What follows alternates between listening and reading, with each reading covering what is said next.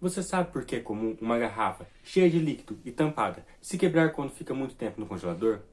Se a resposta é não, você precisa entender a dilatação térmica. Mas o que é dilatação térmica?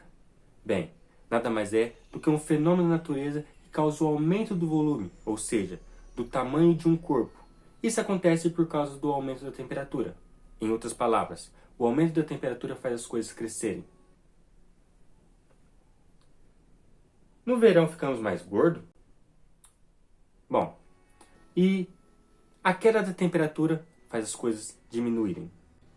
Esse fenômeno ocorre porque o aumento da temperatura intensifica a agitação térmica das partículas de um corpo submetido a tal variação de temperatura. A elevação da agitação das partículas causa um distanciamento entre elas. Assim, elas ocupam mais espaço, logo aumentam o volume desse corpo. Analogicamente,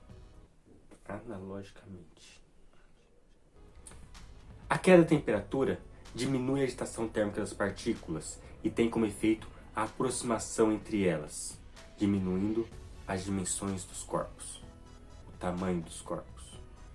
A água tem o que chamamos de dilatação atípica. Ela tem um efeito contrário.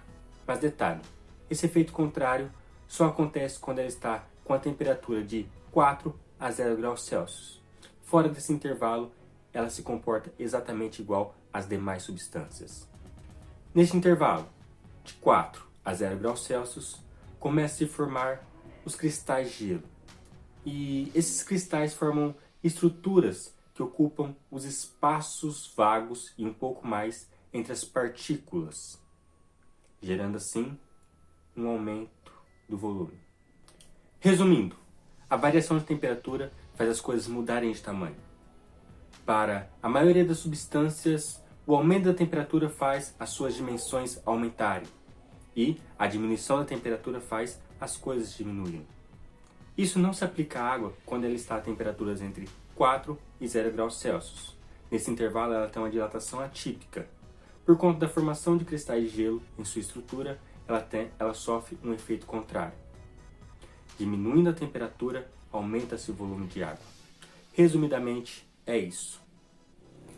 Agora podemos responder a pergunta inicial. Por que é comum uma garrafa cheia de líquido e tampada se quebrar quando fica muito tempo no congelador?